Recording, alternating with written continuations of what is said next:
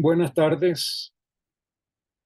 Ante todo, pues el agradecimiento a, a el APTIS, su coordinador general, Alejandro Ochoa, los coordinadores locales de este LAPTIS en Argentina, los Ricardo Barrera, Ricardo Frías, la Universidad Nacional de Tierra del Fuego, que es junto con la Universidad Austral de Chile, las universidades huésped de este LAPTIS. Muchas gracias a todos. El título, pues, es la enseñanza del pensamiento sistémico. Entiendo que el título en el APTIS le agrega el pensamiento sistémico en la universidad, pero creo que lo que voy a decir podría ser válido para la universidad y también para la secundaria y hasta para la primaria. Entonces, por eso solamente la enseñanza del pensamiento sistémico. Cuando miramos el título, parece haber dos aspectos unidos por una cópula preposicional, la enseñanza y el pensamiento sistémico.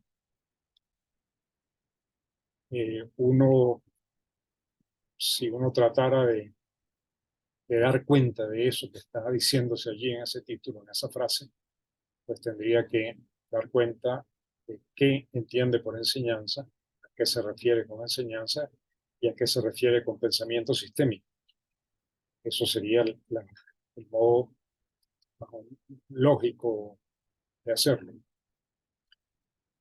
Sin embargo, a pesar de que no, por lo que voy a decir, pierde fuerza la necesidad de discutir qué llamamos enseñanza, qué llamamos pensamiento sistémico, hay una relación que es recursiva, esencial, que es una relación primaria entre lo que voy a decir con respecto a la enseñanza del pensamiento sistémico en relación con enseñanza y con pensamiento sistémico.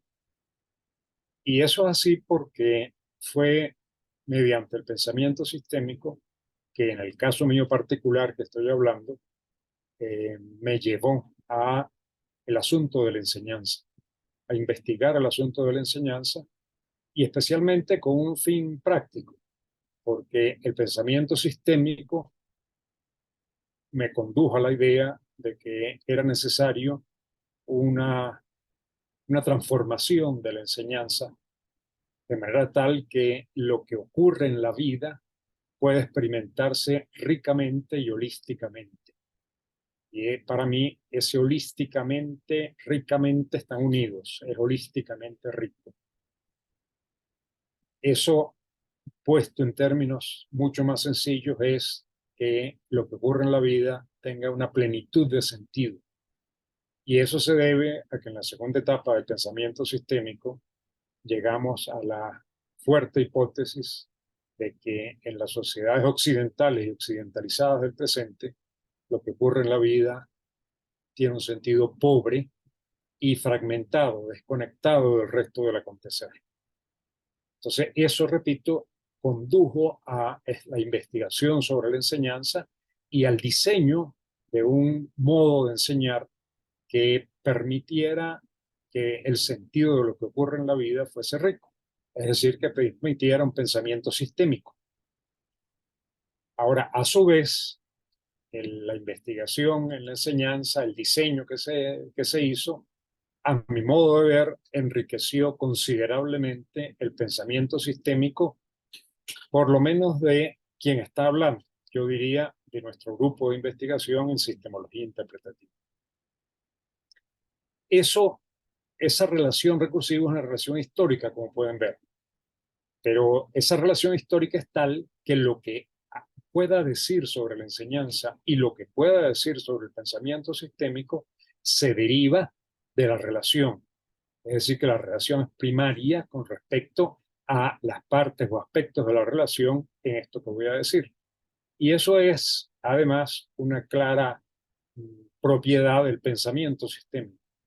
ese pensamiento relacional que comprende que buena parte de las relaciones que se dan en nuestra vida tienen ese carácter de primarias con respecto a lo que relacionan.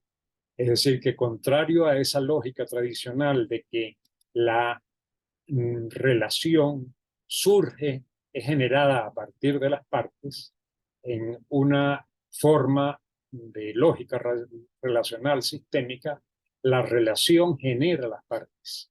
Eso se da normalmente en un proceso histórico, por supuesto.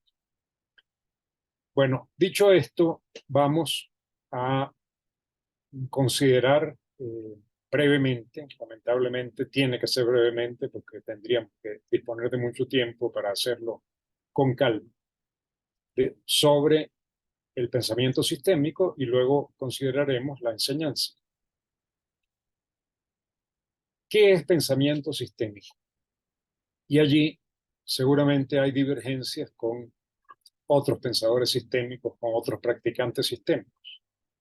Pero a lo que yo llego después de unos cuantos años de estudio, reflexión, práctica sobre el pensamiento de sistemas, y que, repito, seguramente difiere de otras ópticas, es que el pensamiento sistémico es una ontoepistemología sistémica asimilada y que está siendo hacia lo que es el caso. Y lo digo de una vez, el pensamiento sistémico no es la aplicación de metodologías.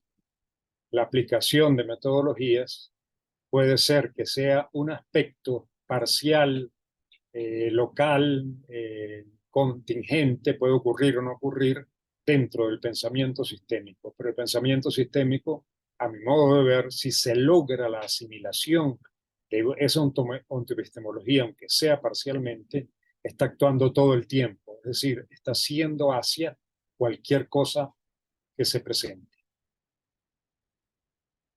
Para explicar un poco mejor esto que estoy diciendo, una ontoepistemología sistémica asimilada, siendo hacia lo que sea el caso, tengo que insistir un poco con lo que quiero decir asimilada, que en un lenguaje un poquito diferente, por ejemplo de Varela, se diría incorporada. Veamos qué quiero decir con asimilado. Eso, lo que voy a decir ahorita a continuación de asimilado, va a estar presente, va a ser fundamental en algunos de las concepciones fundamentales que van a fundamentar la enseñanza. Es esa idea de asimilación de una práctica, de un saber hacer, de un conocimiento, etc. Pero vamos entonces a ver qué queremos decir con asimilada. Y para ello vamos a pensar algunos casos que permitan intuir la idea de lo que estoy diciendo con algo, con un conocimiento, un hacer asimilado. Pensemos en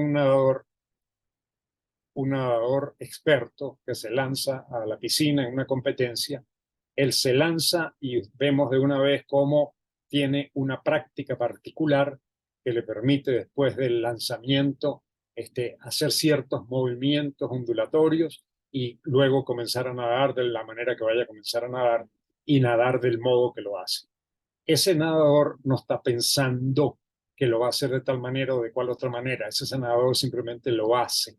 Y lo hace porque él ha incorporado, ha asimilado, así como asimilamos los alimentos, ha asimilado un modo, un saber hacer. Eso es asimilar. Un buen carpintero también despliega que despliega una particular destreza en su carpintería, es una destreza que ha sido asimilada. Una vez que ya la asimila, ya no está pensándola, simplemente la despliega. Lo mismo ocurre en otros casos, en diferentes formas que puede haber de esa asimilación. Tanto el nadador como el carpintero, como el físico, como el lingüista, están desplegando una destreza asimilada. Ese es un primer punto que es fundamental, porque como vamos a ver, el, la, el pensamiento sistémico requiere una destreza asimilada. El pensamiento sistémico no puede ser simplemente, a mi modo de ver, el tomar instrumentos y aplicar instrumentos como cuando tomamos un martillo y clavamos un clavo, buscamos el martillo en el taller para poder clavar el clavo.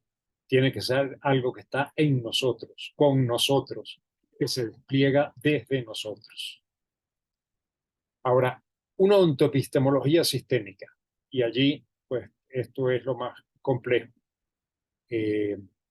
Ayuda mucho a aquellos que hayan estudiado, como Bruno, que nos acompaña, la ontoepistemología de Maturana y de Varela, porque lo que considero una ontoepistemología sistémica es una como la ontoepistemología del observar de Maturana y de Varela, y la de la sistemología interpretativa.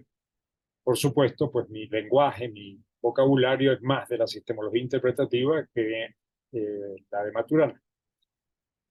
Veamos, eh, bueno, ya había dicho lo que estoy proyectando en la diapositiva. Eh, Tengo que agregarle pues eso, que la epistemología sistémica es aquella que da cuenta de la condición holística de lo que se presenta de un modo no reduccionista ni dualista. Esto quiere decir no suponiendo que la cosa, lo que se presenta, lo que sea el caso, la cámara que estoy viendo en este momento, es algo que existe por sí y que tiene su existencia consigo, que es un ser en sí. Eso es una concepción reduccionista de lo que se presenta. Y dualista, pues un modo de pensar que supone que hay una existencia independiente, separada e infinitamente separada, como dice Descartes, entre un sujeto pensante, observador, como se quiera llamar, y un objeto de observación o de pensamiento.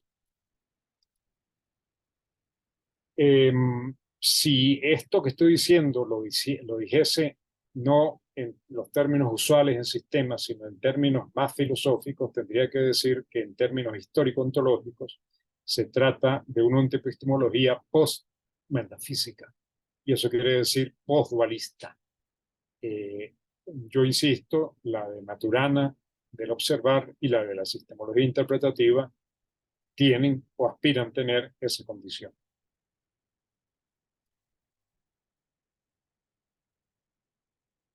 Es conveniente aclarar que en el presente epocal es muy difícil que podamos asimilar cabalmente una epistemología sistémica. Y digo asimilar, asimilarla completamente, que sea parte de nosotros, porque tenemos una larga historia detrás nuestro de dualismo, de reduccionismo, y no todo el tiempo en nuestra vida vamos a poder desplegar una epistemología sistémica, aunque la hayamos entendido muy bien. Es decir, pienso que la podemos, dependiendo de cada uno, dependiendo del tiempo que le haya dedicado a ese entrenamiento, podemos asimilarla en cierta medida, tal vez en buena medida, ponerla en práctica tal vez cada vez que nos detengamos a pensar sobre algo en muchas de nuestras actuaciones, pero difícilmente en todas nuestras actuaciones. Mediante el entrenamiento, por supuesto, podemos mejorar esa condición de asimilación. Vamos a ver algunos, esquemáticamente, muy rápidamente, algunos elementos de lo que considero una epistemología sistémica. La noción fundamental, central, porque es la unidad holística de lo que es el caso, es la distinción. Y la noción de distinción es muy parecida tanto en la ontología del observar como en la de la sistemología interpretativa. Cualquier cosa que sea el caso es una distinción sobre un fondo indistinguible, y esto es fundamental, que sea sobre un fondo indistinguible. Es decir, es una distinción lo que se presenta. Lo que puedo decir es esto, cualquier cosa, un atardecer, una cara, un amigo, una cámara, lo que se presenta, cualquier cosa es una distinción que se da sobre un fondo que no es distinguible cuando ocurre la distinción. Quiere decir que se da sobre algo así, imagínense que ese blanco es infinito, sobre un fondo que no tiene nada. Cuando ocurre la distinción, pues simplemente aparece la distinción, no aparece el fondo. Vuelvan a suponer que la pantallita detrás, lo blanco, es una pantalla infinita en todas sus direcciones y aparece esa figurita.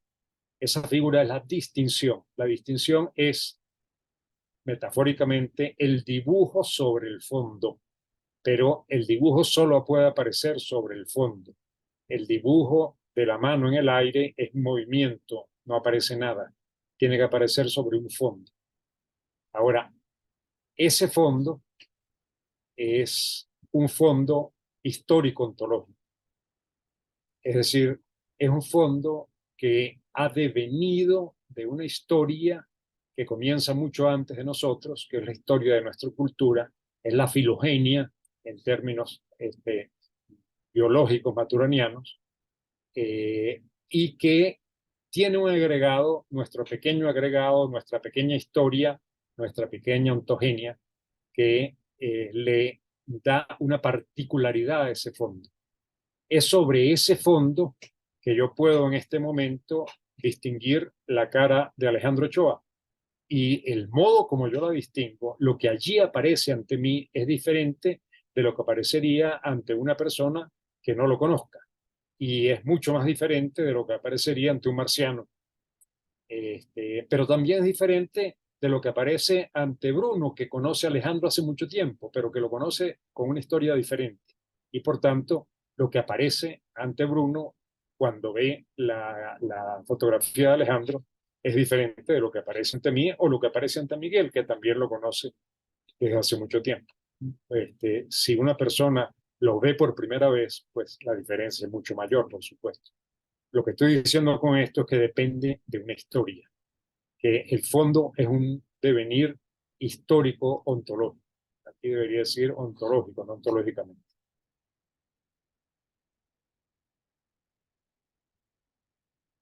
Ahora, ese fondo histórico ontológico va variando y va variando dependiendo de cada situación.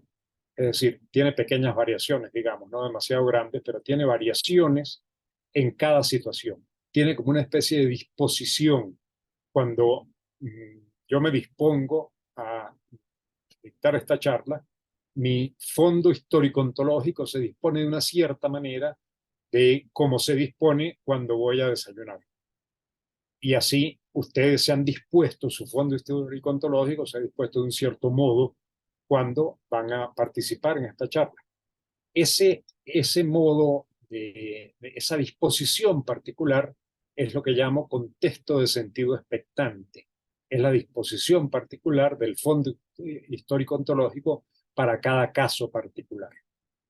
Es por eso que a veces ocurre que conocemos una persona en cierto ambiente y de pronto lo encontramos en la calle y como que no lo reconocemos, porque no lo esperamos encontrar en ese ambiente. Es por eso que nos causa gran sorpresa el que eh, habrá, a, entremos en un lugar y aparezca en un lugar algo completamente diferente de lo que esperamos encontrar. Y no nos causaría esa sorpresa en otras condiciones. Entonces es una especie de expectación, un contexto de sentido expectante. Es lo que Husserl llama horizonte de remisión intencional. Bueno, con esto llegamos a lo que yo consideraría el fundamento ontológico principal, el pivote de una ontología sistémica y a la dependencia ontológica. De acuerdo con lo que estoy diciendo, la distinción es esencialmente dependiente, su condición de ser es dependiente del contexto de sentido expectante. Y eso es lo que llamo dependencia ontológica. Ahora, el contexto de sentido expectante es solo un fondo indistinguible en cada caso del estar siendo de la distinción. Y es fundamental eso del estar siendo. La distinción está siendo solamente. Bueno, Lo que escribo aquí es eso que ya había adelantado, que es el concepto primario de una ontoepistemología no reduccionista, es decir, sistémica. Lo escribí aquí en clave maturaniana, para los que conocen más sobre Maturana, no es exactamente el vocabulario de Maturana, por eso digo en clave de Maturana y Varela. Las distinciones que surgen ante un observador en cada situación vital son posibles sobre la base de un acoplamiento estructural, devenido de una filogenia y una ontogenia. El acoplamiento estructural ha sido devenido filogenéticamente y ontogenéticamente. La distinción surge del estado presente del acoplamiento estructural observador-nicho.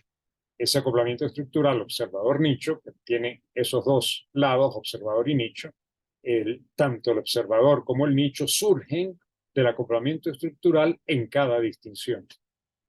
Lo que es el caso del observador, pues, como decía, ambos surgen en cada distinción. La distinción también puede ser llamado un holón y es una unidad de sentido. Por eso decía antes que un pensamiento de sistemas busca tener experiencias con sentido, con pleno sentido, con la mayor plenitud de sentido posible. Ese pensamiento de sistemas está movido por un etos holístico. No voy a entrar en detalle en relación con ese etos holístico, pero básicamente el etos está movido por el afán de sentido.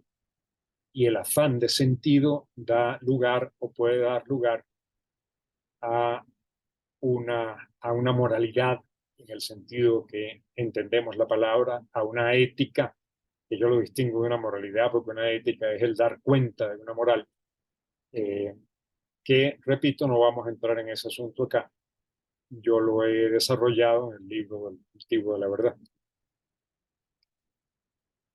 Y obviamente la riqueza, porque estamos buscando distinciones ricas, plenas de sentido, la riqueza del sentido de la distinción depende de la riqueza de su contexto de sentido expectante. Y un ejemplito, supongan que hay un árbol que puedo ver ahí a través de mi ventana, de mi estudio. Ese árbol, imaginemos que yo lo sembré, lo fui cuidando desde pequeño y en este momento lo miro, lo observo. Cuando yo observo ese árbol, lo que observo es diferente de lo que ustedes están observando, porque ustedes están viendo simplemente una foto de un árbol. Yo estoy viendo mi árbol, el arbolito que creció, que yo cultivé y que luego observo. Eh, depende simplemente del fondo, del contexto de sentido expectante y en general, pues, de lo que ha devenido histórico-ontológicamente como fondo para permitir una distinción particular. Bueno, eso es mi resumen sobre el pensamiento sistémico que busca el asunto de la enseñanza, que acude a la enseñanza para pensar y para diseñar un modo de enseñar sistémicamente, es decir, de enseñar, aunque no se le coloque el nombre de sistémico, enseñar a que la realidad se presente con mayor sentido, con un sentido holístico. Si hay alguna pregunta hasta allí, pues podemos atender alguna pregunta, algún comentario y luego continuamos con el asunto de la enseñanza.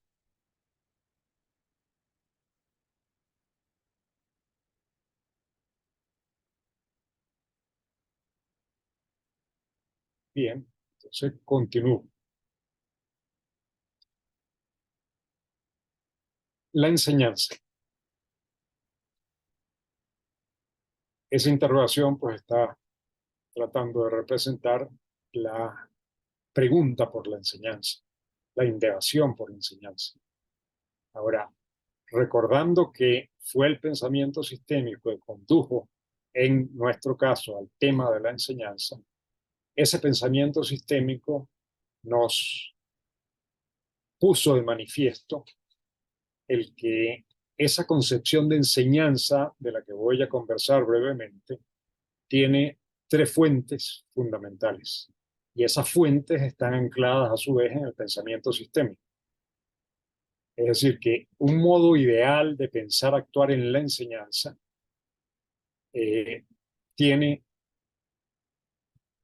tal vez más de tres, pero tres fundamentales que serían los siguientes. Una concepción no instrumental del lenguaje. Una concepción que llamo biocultural del ser humano.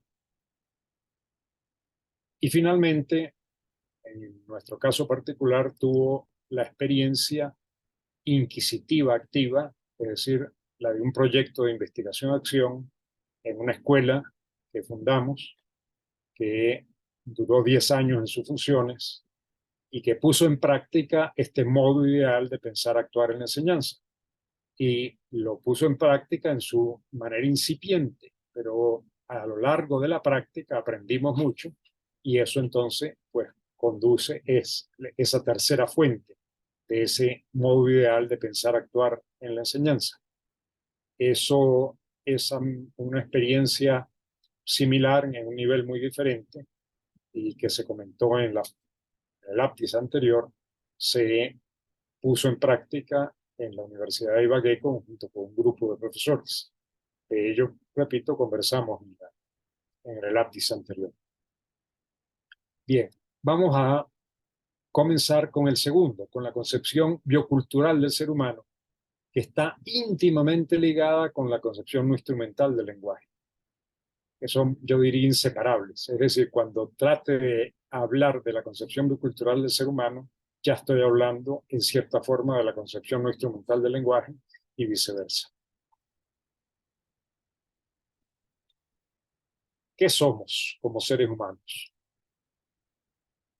Bueno, la respuesta desde la ontoepistemología sistémica es somos siendo hacia sobre el fundamento de lo que hemos sido. Ya eso lo comenté. Y somos siendo hacia porque siempre estamos en una situación vital, en un aquí y ahora. Y en esa situación vital estamos disparados, estamos lanzados, estamos en un estado eyecto hacia lo que sea el caso, hacia lo que estamos conversando ahorita, hacia lo que estamos imaginando, hacia lo que estamos degustando cuando comemos. Estamos siempre lanzados hacia. Por eso somos siendo. Es decir, no somos, nuestro ser no es un ser que está allí, sino que está siendo. Y está siendo sobre el fundamento de nuestra historia ontológica. Ahora, si nosotros hiciéramos un cierto giro que es necesario en la actividad científica, en el dar cuenta, que en este caso es un giro especular, es un giro en el espejo. Es decir, si ese estar siendo hacia, estar lanzado hacia algo siempre, lo lanzásemos hacia nosotros mismos, es decir, bajo una mirada especular, diríamos que somos seres bioculturales que nos desempeñamos a partir de las prácticas y los juegos lingüísticos que hemos asimilado, recordemos la noción de asimilar, a lo largo de nuestro devenir. Y eso está en contradicción con la concepción moderna de que nuestra condición normal y usual es la de ser seres racionales, cuya acción y acción que llamo verbo corporal, el hablar y actuar, se deriva de una actividad racional. Es decir, no somos esos seres racionales cuya acción verbo corporal se deriva de una actividad racional. Es decir, no somos esos que estamos continuamente diseñando para luego aplicar. Nosotros simplemente actuamos de acuerdo con un programa cultural. Nos desempeñamos como se desempeña el nadador del ejemplo antes, o como se desempeña el jugador de fútbol, cuando despliega su habilidad. Y eso lo hacemos en prácticas y juegos lingüísticos. Ya vamos a ver un momento que llamo juegos lingüísticos en los que nos desempeñamos. Sin embargo, mediante un entrenamiento adecuado, podemos aprender a jugar este juego, por eso lo llamo un juego particular de pensar para actuar. es decir, de pensar antes de actuar para actuar. Eso es un juego lingüístico particular, es una práctica particular que no es propia de todos los seres humanos, que ni siquiera es propia de los seres humanos occidentales y occidentalizados que pretendemos que lo es, sino que solamente se logra y lo logran unos pocos que se dedican a entrenarse en eso. Y ese entrenamiento, dicho sea de paso, no se logra con la educación usual que tenemos. Se requiere un entrenamiento particular como entrenamiento. Bueno, eso brevemente con respecto a nuestra condición biocultural. Ahora, con respecto al lenguaje. Hago una breve pausa allí para ver si hay alguna pregunta antes de pasar a lo del lenguaje o algún comentario. Sí, un breve comentario, Ramsés. Lo que tú estás hablando de estas prácticas de transformación para asimilar o encarnar, como decía Varela, son temas que Varela lo trata en el libro Ética para la Acción, o un know-how para la acción, creo que se llama. No recuerdo exactamente el título ahora. Ética para la Acción me parece que es. Y por lo tanto, ahí hay un tema interesante porque él explora vías de transformación que no necesariamente son a través de una reflexión de características más filosóficas, sino más bien una práctica situada, encarnada, cotidiana, y ahí es donde él hace algunos puentes con el budismo. Eso como comentario nomás para que lo tengas como presente. Muchas gracias. Y yo creo que sea budismo o no budismo, tiene que ser mediante ciertas prácticas, mediante ciertas formas de entrenamiento que les voy a, les voy a dar el nombre de juegos, después veremos por qué, eh, que permitan esa asimilación, esa incorporación vivencial. Muchas gracias, Bruno. No sé si hay alguna otra pregunta o comentario, si no continúo. Bueno, esto en relación con la concepción biocultural del ser humano. La otra vertiente, la otra fuente del modo de enseñanza del pensamiento sistémico y en general, a mi modo de ver, del modo de enseñanza, que creo tendría que ser sistémico desde muy temprana edad. Vamos a ver la concepción no instrumental del lenguaje muy brevemente. Y la concepción no instrumental del lenguaje, como su nombre lo indica, ya tiene un carácter dialéctico, porque está siendo contrario a una concepción instrumental del lenguaje. Y básicamente una concepción instrumental del lenguaje supone que el lenguaje es una herramienta más. Es decir, que nosotros usamos el lenguaje, que lo usamos o no lo usamos. En cambio, es decir, que lo tenemos, pues. En cambio, una concepción no instrumental del lenguaje, la idea básica no es que nosotros tenemos un lenguaje que usamos, sino que el lenguaje nos tiene a nosotros y casi que nos usa, digamos, por intermedio nuestro, el lenguaje se expresa. Este, por supuesto que no es tan exagerado como eso, porque tomamos algunas decisiones lingüísticas, pero esas decisiones lingüísticas se dan sobre la base de un lenguaje que nos tiene, es decir, que nos hemos construido en ese lenguaje. Entonces, para decirlo en pocas frases, nosotros tenemos y usamos un lenguaje. Eso en la concepción instrumental del lenguaje supone que nosotros tenemos y usamos un lenguaje como instrumento para la transmisión de información. Y aquí está presente toda la teoría esta de la información, Weber y compañía, que ha jugado un papel importante, lamentablemente, en el modo de ver en el pensamiento sistémico. Contrario a eso, en una concepción no instrumental del lenguaje, nosotros tenemos un lenguaje solo en la medida en que un lenguaje nos tiene a nosotros. Es decir, podemos tener un lenguaje si un lenguaje nos tiene a nosotros. Por su parte, en la concepción instrumental del lenguaje, nacemos como seres humanos que podemos adquirir un lenguaje como se adquiere un instrumento. en la concepción no instrumental del lenguaje, nos vamos constituyendo como seres humanos en la medida en que vamos asimilando el lenguaje. Es decir, nos hacemos en el lenguaje. No somos seres humanos, sino nos hacemos en el lenguaje. Por eso, un recién nacido es un proyecto humano. ¿Sí? Se va a desarrollar como un ser humano. En la concepción instrumental del lenguaje, utilizamos el lenguaje, hablamos, escribimos, escuchamos, leemos, como utilizamos cualquier otro instrumento. En cambio, en la no instrumental, el lenguaje nos constituye, es decir, continuamente nos está permitiendo hacer cualquier cosa que hagamos, pensemos, imaginemos, etc. Esa concepción no instrumental del lenguaje, en nuestro caso, está alimentada especialmente por las ideas sobre el lenguaje de Heidegger y muy particularmente de Wittgenstein, del segundo Wittgenstein, del Wittgenstein de las investigaciones filosóficas. Y de acuerdo con Wittgenstein, esa forma básica del lenguaje es un juego lingüístico.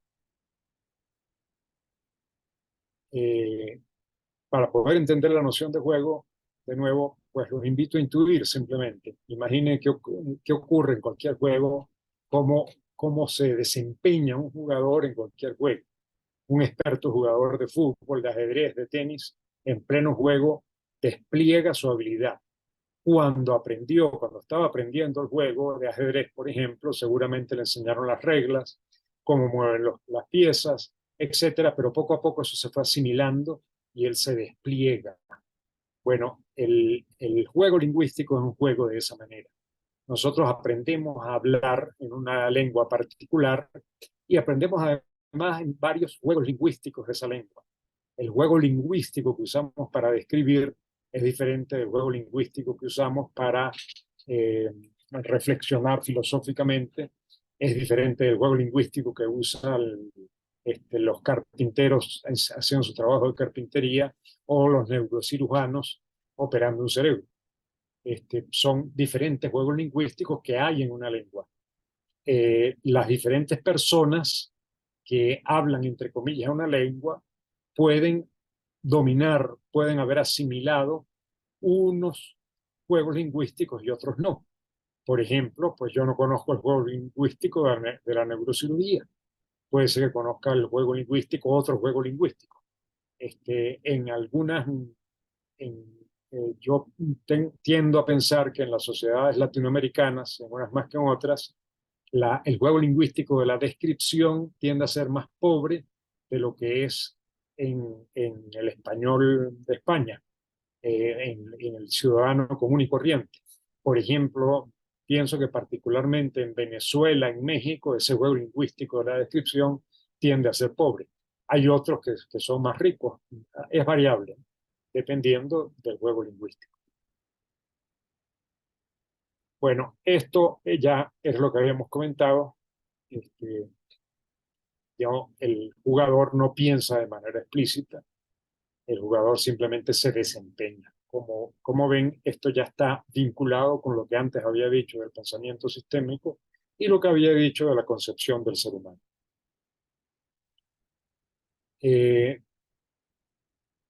Con respecto a lo del juego lingüístico, básicamente el juego lingüístico es un modo de hablar entretejido con un modo de actuar. Es decir, no es simplemente un modo de hablar, sino que hay un modo de actuar que se entretejió en eso. Cuando el niño aprende a hablar, su vocabulario básico, sus juegos lingüísticos básicos, lo aprende actuando. Y actuando se va generando un sentido para la acción que tiene un modo de verbalizar y un modo de concebir que está dentro de un lenguaje. Entonces, ese modo de actuar o de hablar, pues es lo que puede definirse como juego lingüístico.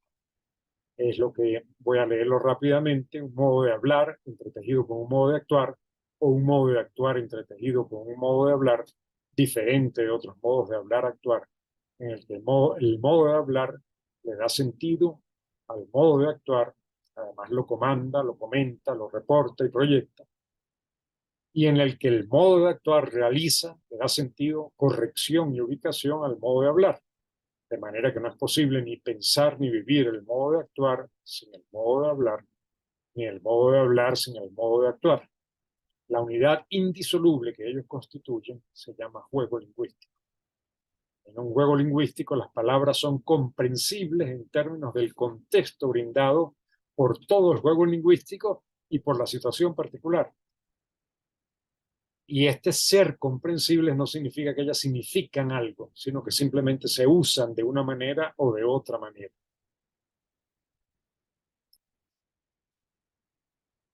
Llamo lenguaje básico el sistema de juegos lingüísticos que practica la mayor parte de los miembros de una sociedad. Por ejemplo, cuando uno de nosotros va a comprar cereal en un supermercado y pregunta a una persona que atiende el supermercado dónde puede estar el cereal, está practicando un juego lingüístico que supone que es básico. O cuando hablamos con una persona en la calle desconocida y le preguntamos una dirección, estamos suponiendo, estamos trabajando en el lenguaje básico. Pero cuando hablamos, por ejemplo, sobre personas que han estado trabajando dentro del pensamiento sistémico, hablamos con un lenguaje más particular. O cuando habla el fabricante de barcos con sus compañeros, habla con un vocabulario particular perteneciente a un juego lingüístico particular. El sistema de juegos lingüísticos básicos lo podríamos imaginar como un lenguaje básico, como un juego lingüístico general. Un lenguaje básico es lo que estamos llamando. Un juego lingüístico general como un modo de hablar y actuar entre tejidos. Ahora, ¿qué ocurre? Y aquí entramos ya en el asunto de la enseñanza. ¿Qué es lo que ocurre con la enseñanza?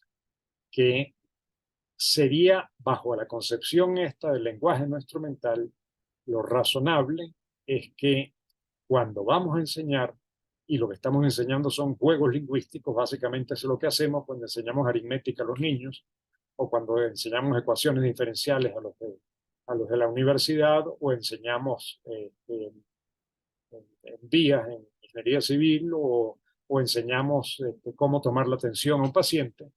Lo que tendríamos que estar haciendo es, sobre el lenguaje básico, edificar juegos lingüísticos especializados. Es decir, mi hija que está estudiando medicina ahorita está aprendiendo un juego lingüístico especializado que es el de la medicina y luego probablemente se especializará en una especialidad médica, pero está aprendiendo un juego especializado idealmente sobre la base del lenguaje básico. ¿Y por qué idealmente sobre la base del lenguaje básico? Porque si no lo aprende sobre la base del lenguaje básico, no tiene sentido, porque no está conectado con la vivencia, con la vida, con lo que ha sido su vida, con lo que ha sido su actual acoplamiento estructural. Ese juego lingüístico queda en el aire.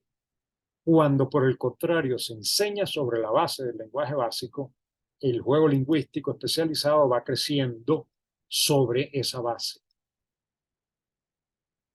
Ocurre algo muy diferente a eso cuando lo enseñamos en el modo usual de enseñar en la escuela y en la universidad, porque el modo usual de enseñar en la escuela y en la universidad es un modo tal que los juegos lingüísticos se enseñan en el aire, suspendidos. Es decir, que quien enseña las ecuaciones diferenciales no está partiendo o intentando partir de la base de sentido de lo que le pueda tener sentido a un muchacho que por primera vez llega a las ecuaciones diferenciales o a un muchacho que por primera vez va a lidiar con un cuerpo humano para tratar de curarlo, de sanar.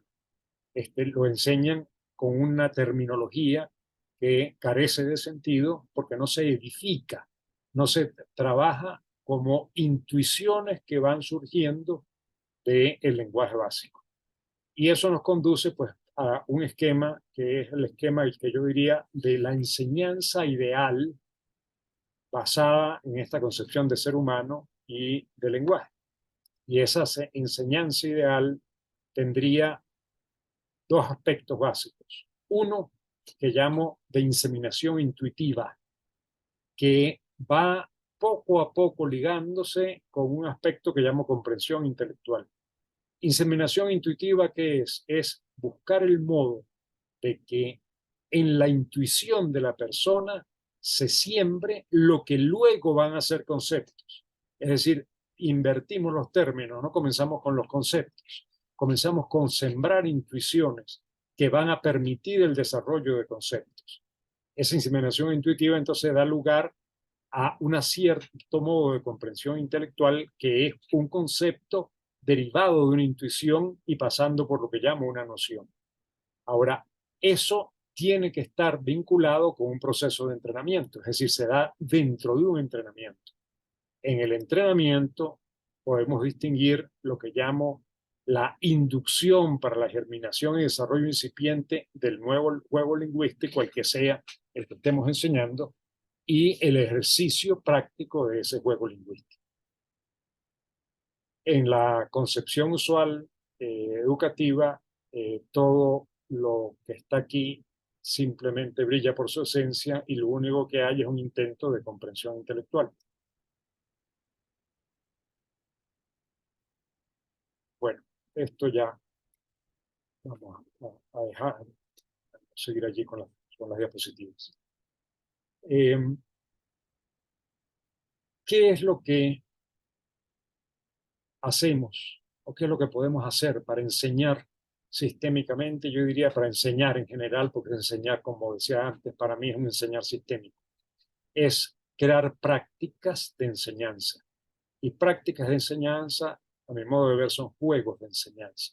Son actividades que realizan alumnos y profesores, actividades preferiblemente entretenidas, que implican simplemente una actividad tipo juego, que en la que posiblemente se forman equipos para jugar un cierto juego como en el fútbol, pero que de allí se van sembrando intuiciones que pueden llegar a ser sumamente abstractas en la medida en que se sigue ese proceso que pasa de la intuición a la noción, al concepto, y que vuelve otra vez a la práctica, a la acción. Eso no es sencillo, y no es sencillo porque hay que diseñar esas prácticas, hay que diseñar esos juegos que no tenemos. Nuestro modo de enseñanza, cuando practicamos la enseñanza del pensamiento sistémico, de una vez vamos a las metodologías, vamos a las concepciones de base, pero no sometemos a la persona, no permitimos que la persona entre en prácticas que son prácticas activas, en las cuales se generan las intuiciones necesarias para ir desarrollando un pensamiento sistémico. Es decir, para ir asimilando, no necesariamente conceptualmente, sino ir asimilando poco a poco un modo de pensar, actuar, que no es reduccionista, sino que es holista y que está persiguiendo el mayor sentido posible de lo que sea el caso. La experiencia que tuvimos de Paideia fue, a mi modo de ver, bastante exitosa en ese sentido. Los niños en la escuela no solamente se sentían muy bien en esa escuela, querían ir a la escuela, lloraban a veces cuando por alguna razón no podían ir a la escuela, pero que además fueron acostumbrándose a buscar a que lo que apareciese, lo que se les enseñase, tuviese sentido. Es decir, buscaron en una dirección completamente contraria a lo que hemos acostumbrado a nuestros alumnos, que los hemos alienado, los hemos enseñado a no buscar sentido, a simplemente aprenderse cosas de memoria y luego a aplicarlas, entre comillas, sin que ellas tengan sentido.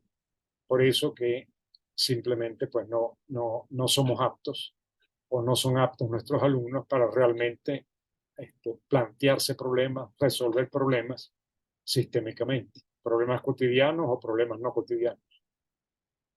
Bien, con eso termino mi charla.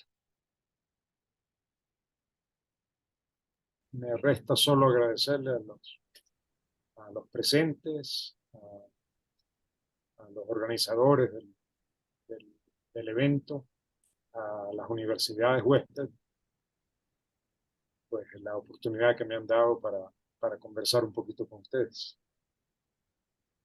Saludos.